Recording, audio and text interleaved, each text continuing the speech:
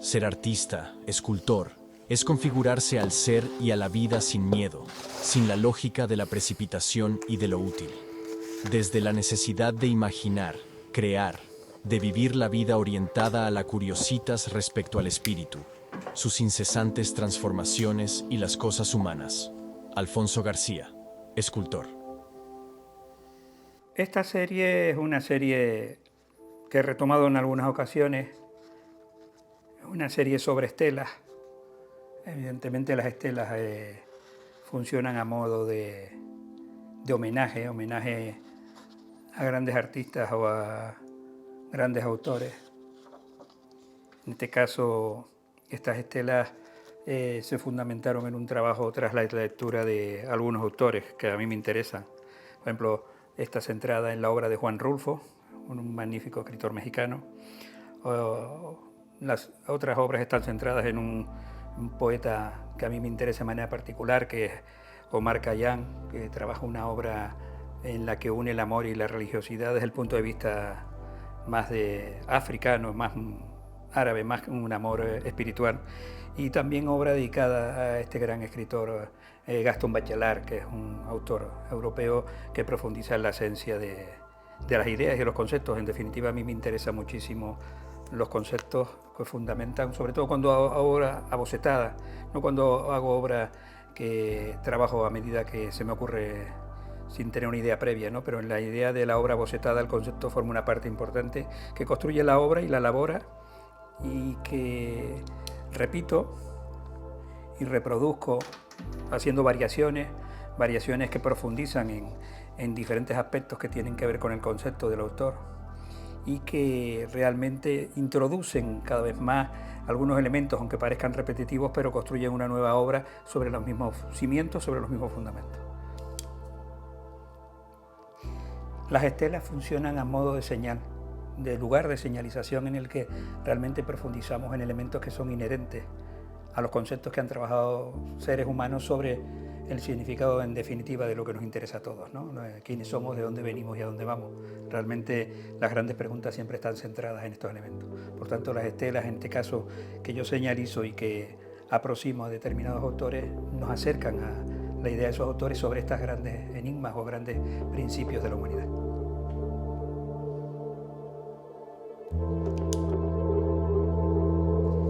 Está claro que, como cualquier persona, tengo mis preferencias, no solo en la lectura, sino en los artistas, algunos de manera particular. Por ejemplo, Carlos Ferreira, que no hablamos mucho de él, o Ángel Ferrán, también me interesan de manera particular. Probablemente no son de los grandes artistas que hoy en día hablamos, pero sí son unos referentes importantes en una manera de entender nuestro arte y probablemente nuestras referencias, ¿no? Aunque la historia del arte, en particular la de cómo se forja un gran espacio escultórico con materiales de los que yo tengo ciertas preferencias, ¿no? Algunos autores españoles me interesan de manera particular, como Gargallo, ese trabajo realizado sobre chapa de cabezas, de formas humanas que realmente dejan la imaginación mucho más allá y que nos permiten profundizar en aspectos que tienen que ver con elementos más identitarios, también son importantes. Aunque no descarto tampoco esa obra llevada al grado minimal, ¿no? Como Richard Serra o algunos autores españoles también que intentan trabajar en el minimalismo, llevando a la mínima expresión el trabajo real con las obras de arte. Con respecto a la obra, no es obra cerrada y centrada en espacios, como hemos visto, también me interesa de manera particular la obra en espacios abiertos. Realmente el arte no debe estar circunscrito en espacios, ¿no? Y de hecho, trabajo en algunas obras en este momento, una variaciones sobre flor, una obra que va a ser una obra grande, de 6 metros de altura, que va a ser para ubicar probablemente en un espacio de nuestro entorno natural. De manera particular tengo obras instaladas al lado del Castillo San Felipe o en el Hospital Universitario de Canarias o en la calle Castillo en Santa Cruz, es decir, obras que fueron inspiradas en obras probablemente de pequeño formato, que después se trasladaron a gran formato para ubicar en un espacio en el que realmente parece que fue creada para ellos. Eso es lo que da la gran ventaja a las obras en los espacios públicos, que al final se apropia el espacio de la obra y que no sería el mismo sin ella. Esta obra, que es una pareja realmente y se puede presenciar, fue realizada en 2005, coincidiendo con un certamen de música alternativa al croma que se celebraba en esta plaza. Como vemos, la imagen de la derecha, evidentemente con ese pelo al viento, es una mujer. Estar al lado del mar tiene sus consecuencias y conforma dos piezas monolíticas de una pareja claramente diferenciada, que las dos establecen una relación de cercanía y que miran al horizonte y se comportan en el horizonte como en un mundo que es compartido. Es una de mis piezas favoritas, de las que está ubicada en espacios públicos, y realmente fue realizada para estar ubicada en este espacio. Visité el espacio varias veces para ver qué pieza se comprometía con esta estructura tan totémica del Castillo San Felipe, y quise esa de líneas sencillas y trabajo en cortén.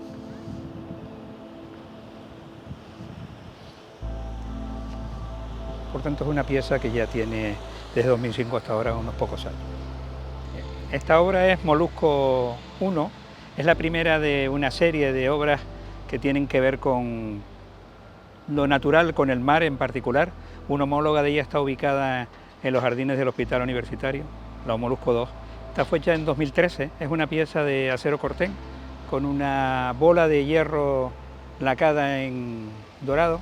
Casualmente hay una anécdota en esta bola, pertenece a la obra que desapareció del Puerto de la Cruz, que adquirió el Puerto de la Cruz en el año 88, Suayambú. Es una de las bolas que pude encontrar entre los restos de lo que tenía el Puerto de la Cruz, y formó parte de esta obra, por tanto es una continuidad de aquella obra. Tanto también una figura muy orgánica, trabajada a martillo, la chapa acero cortén.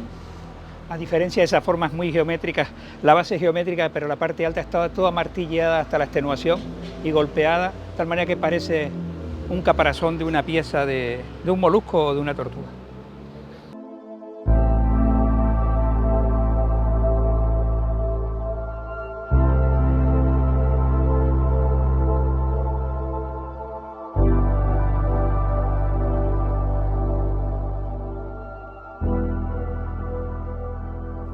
La pieza de cera, después le damos un material por fuera realmente que se comporta como una cobertura, un silicato a modo de mineral, y a continuación, ya cuando está endurecido, sacamos la cera de ese material, de tal manera que el recipiente sirve de transponer un bebedero y algunas salidas de aire para los lugares, diríamos, donde es más complicada que llegue el bronce.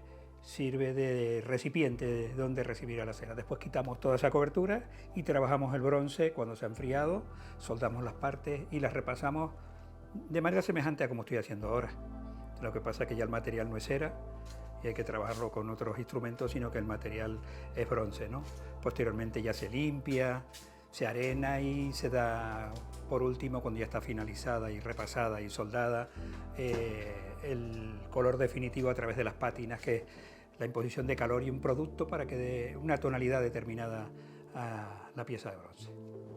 Por tanto, el proceso de fundición es de los procesos más laboriosos, más complejos y más amplios dentro de la escultura, y realmente también el más brillante, el más estético y más duradero en la actualidad, junto con la cerámica en la finalidad de la misma.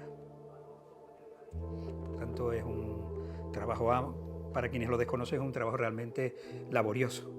Esta es una variación sobre flor, una serie que llevo años realizando.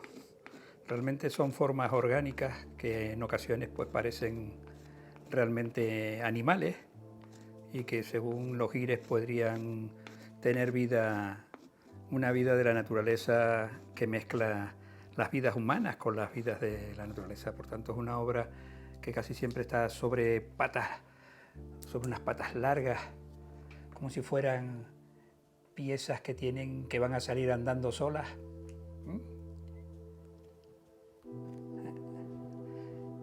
Y fijan una situación y una posición para continuar, como si quisieran continuar, como si quisieran seguir deambulando, como si quisieran mantenerse en una posición en la que son no vegetales, sino vidas propias. La serie que llevo trabajando algunos años, que empezó siendo como flor de papel dorado y que ahora se ha convertido en variaciones sobre flor.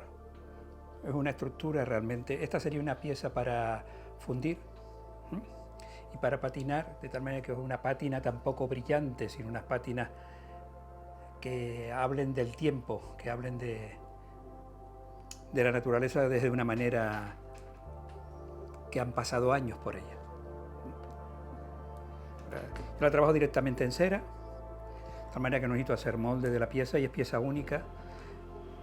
Es decir, que si por algo fuera mal el proceso, pues se perdería la pieza, pero lo normal es que no vaya mal el proceso, que se ejecute bien y que trabajo el proceso de cera, trabajo el proceso cuando se ha fundido y todo el proceso hasta la pátina. La trabajo yo personalmente e intento formar parte de ese mismo proceso e irla modificando a la vez que concluye. Esta es otra pieza que estoy también trabajando en cera, estoy ultimando, una pieza que realmente esta iría elevada.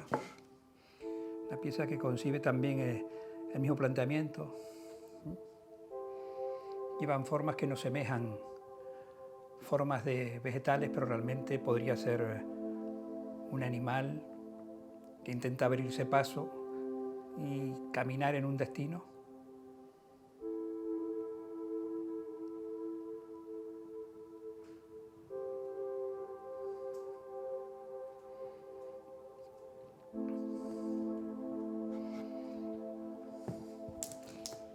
Y esta pequeña también podríamos ver la esencia de lo que te he planteado. Tiene mucho de animal y bastante de orgánico, de forma orgánica, que se intenta abrir el camino, ¿no?, en la vida.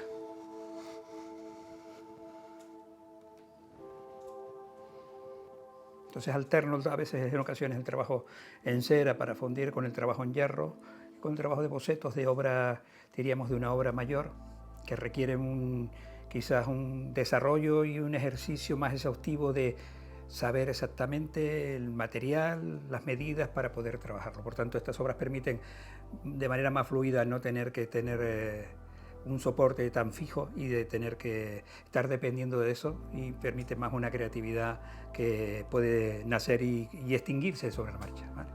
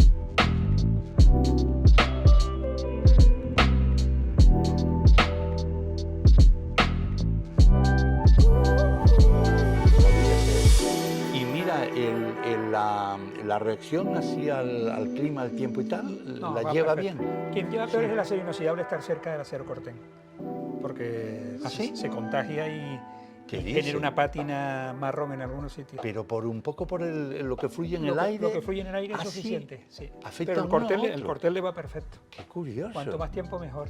Fíjate, qué curioso, oye. Qué curiosa la cuestión es. Entonces están Pues bueno. gestionadas en el mismo espacio y Sí. funcionan bien. Sí, Lo que pasa sí, que sí, sí. sería preferible que estuviera en un espacio. Ya, bueno, pero también en esa idea, al menos aquí las tienes, que es lo importante. Y aparte que, bueno, tienes este espacio. Pero ya te digo, hoy se me ocurrió porque incluso a lo mejor hasta en algún momento determinado instituciones dice, oye, pues vamos y vemos la obra y Yo creo que es buena demás, idea. ¿no? Creo Así que que vamos a... piénsatelo, ¿entiendes? Bueno, y aquí dentro que te cuento, lo que tienes de toda la vida. Cuando Estas la cambia, las cambié el otro día de posición, claro.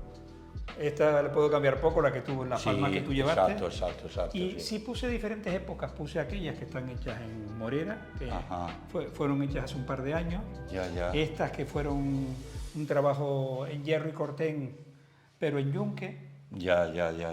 Y la casi todo lo más reciente es más trabajo de fundición. Vale. La he trabajado directamente en cera Vale. y en fundición. Vale. El resto están Muy en el taller, bonito. como tú sabes, dentro y... Sí. No, pero está bien siempre que tengas esta como tienes aquí ahora y vayas haciendo pues esos cambios. A lo mejor Quizás son en el muchas. mismo set, exacto, en el mismo, a lo mejor trabajar más por las líneas y dejar en el centro para pues, aquello que decíamos, de una posible tertulia, un pequeño encuentro, lo que sea, ¿no? Pero bueno, ahora mismo lo tienes casi más como de combate. Más de combate, exactamente. Sí. Aquí la verdad que para mí fue... Y encima es que es una obra que tiene mucho agrado así en el formato que tiene ahora, pero es que incluso, por ejemplo, esta particularmente, te da enseguida la sensación de que la puedes sobredimensionar, Sí. pero Sí, pero esta de una siempre me ha forma... parecido a mí una obra que podía ser de gran formato. Sí, esta en particular, bueno, en la posibilidad que diera lugar a tránsito, es decir, ni siquiera aislándola, sino que la gente pudiera moverse dentro del espacio que muy bien. Posteriores, pero fue un trabajo que yo experimenté para ver cómo patinábamos con piezas en aluminio. Sí, se nota que aquí hay más una cuestión de experimentación. Sí. Es curioso porque puede, incluso en las fracciones esta aquí, podría dar la sensación hasta de piedra, ¿sabes? Sí. La piedra cuando quiebra, ¿no? Y es diferente si ¿Entiendes? la ves Mira aquí, mira el corte aquí el también. brillo y la textura y también el tacto es muy diferente del aluminio, que como que es aluminio, aunque está muy vieja, pues esta fue dedicada a Marianela, imagínate, en el Claro, año... imagínate. En finales de los 80. Ya. Entonces... El aluminio es menos agradecido, ¿no? Menos agresivo, Sí. Evidentemente el resultado, el brillo, las pátinas que genera el aluminio son diferentes, son más, Sí. más toscas, como Sí, más toscas, más cierto, apagadas. exacto. Es curioso porque luego cuando se utiliza a nivel industrial, sí tiene unos pulidos. Sí, tremendos, por los ¿no? pulidos. Pero Pero ¿de no, verdad? el óxido, pero en cambio ves un bronce, da igual. Claro. Sí, es pasarle la mano. Ya está, digamos, una ¿no? Ya pátina. Claro. perfecta y un brillo perfecto. Es Sí, la sí. diferencia. Pues Alfonso García es uno de los escultores con los que he tenido más oportunidad de trabajar a lo largo de toda mi trayectoria, que ya pues coge 4 décadas, desde los años 80, en el arte en Canarias y concretamente en la escultura. Nuestra conexión comienza en los 80 precisamente, al final de los 80. De hecho, en algo que nosotros pusimos en marcha, que denominamos Escultores Canarios de los 80, él entraría ahí, y es cierto que hay como digamos 2 entradas, una que se produce al principio, en donde ahí todavía yo no había ni conocía su trabajo, y otra que se produce un poco posterior y que tiene prolongación en los 90, de modo que yo diría que él en realidad estaría en esa generación entre los 80 y los 90. Un aspecto transcurrido ya un tiempo más que considerable para analizar lo que sucede con cualquier persona que desarrolle una actividad creativa, en este caso en la escultura como Alfonso, es el comprobar la continuidad en el trabajo. Para mí eso es muy importante. Yo creo mucho en eso, en que se esté en el trabajo. Al estar en el trabajo habrá momentos mejores, momentos peores, habrá caídas. No podemos soslayar, evidentemente, que lo que nos sucede en la vida pues nos afecta, las cuestiones emocionales, vitales, familiares, todo eso condiciona, pero se está. se está y a trancas y barrancas se superan las situaciones, se continúa, en algunos momentos se tiene más éxito con el trabajo y en otros no tanto, y se está ahí. Es evidente que al estar trabajando y creando, uno se puede equivocar. De hecho, es mucho más fácil equivocarse cuando se está haciendo que no cuando no se hace.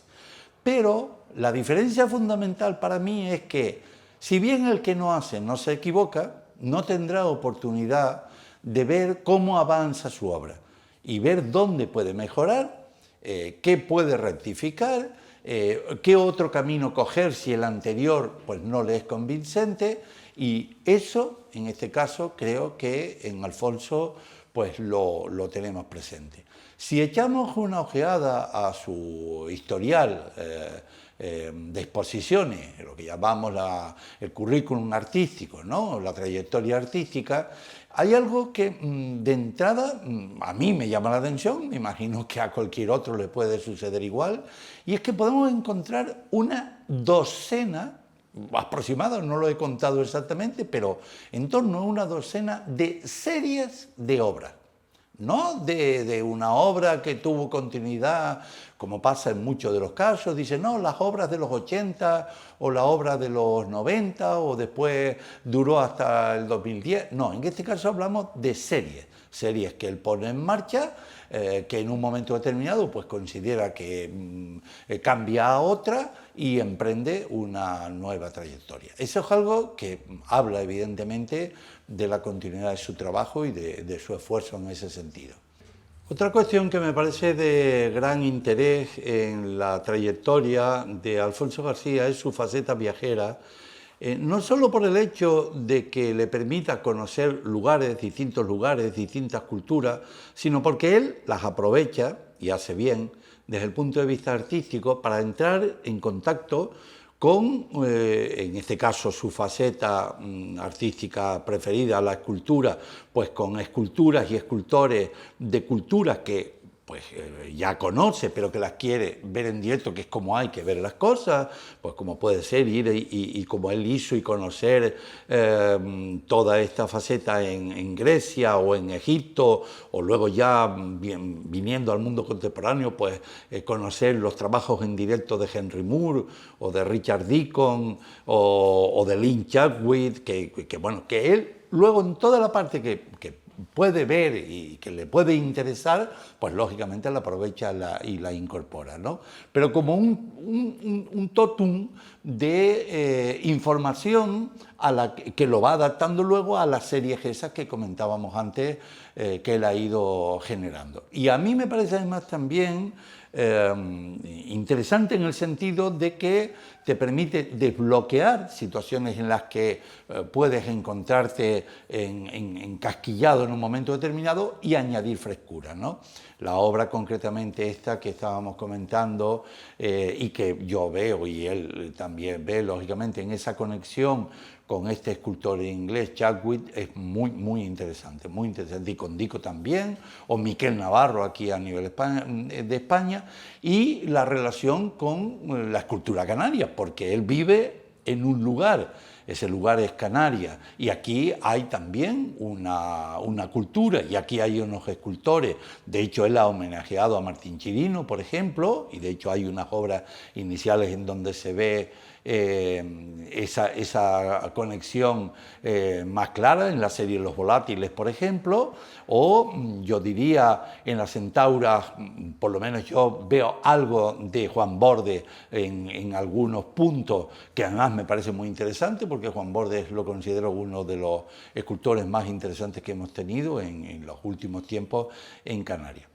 Y otra dimensión que añadiría también es la que le conecta a él con su mundo profesional, que es el campo yo suelo comentar con él de la muerte, y él, claro, habla más bien de los pasos previos de la muerte y lo que deja luego la muerte cuando acontece. Él es un gran especialista de esos momentos de los cuidados al final de la vida y de todo lo que tiene que ver cuando se ha producido una pérdida, sobre todo cuando ocurre, desgraciadamente, con niños, en donde él ha encontrado un campo de trabajo que ha desarrollado con las familias que han tenido que padecer esta situación. Es su campo profesional dentro de la docencia universitaria, en la que es un experto de primer nivel y vamos, que es llamado a nivel internacional para intervenir, y ahí también ese campo lo aprovecha para llevarlo al campo de la escultura. En L'Éxito, por ejemplo, pues se puede ver, y en otras series también que él ha desarrollado de un punto más cercano o menos cercano, y también porque ha tenido esa situación en propias carnes, muy cerca, la añorada Nela, que es fundamental en su vida y en su trayectoria, y que lógicamente pues deja marca no solo en la vida, sino también en la obra. De modo que esa faceta queda recogida también.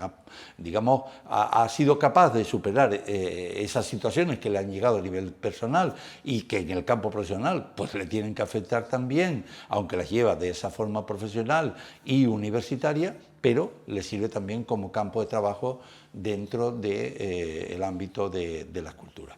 De modo que al final pues tenemos un resultado, yo entiendo que de mucho valor, que ocupa ya pues 3 décadas como mínimo, 30 años de trabajo no es ninguna broma, y que además no se ha parado. Es decir, que tiene una continuidad hacia líneas futuras que esperemos sigan en la misma buena dirección en la que la lleva hasta ahora, experimentando con materiales, que es algo que a él le gusta, y algo que también aprovecho en ese sentido para añadir, que es una faceta muy interesante igualmente de Alfonso. Y él es, cuando trabaja sus obras, sobre todo de grandes dimensiones, pues tiene que acudir, lógicamente, a talleres, y tiene que acudir a profesionales de la fundición, de la soldadura, de la cerrajería o a carpinteros, en fin, lo que toque en cada caso. Pero él no, digamos que envía el boceto o el diseño o la maqueta de lo que quiere hacer, sino que él va y se implica directamente en el trabajo. Esto lo puedo decir porque lo he comprobado yo en talleres a los que yo he ido con él. Eso me parece muy interesante, porque no quiero decir con ello que el que no lo haga así no tiene igual de autoría sobre la obra. No vamos a entrar en ese debate. Pero evidentemente la mano del escultor directamente sobre la obra se comprueba o está más en este caso. Y eso me parece que es algo digno de destacar también por su parte, la implicación que tiene en la obra hasta el punto de estar directamente en su realización, aunque se esté haciendo en un taller y por parte de profesionales especialistas.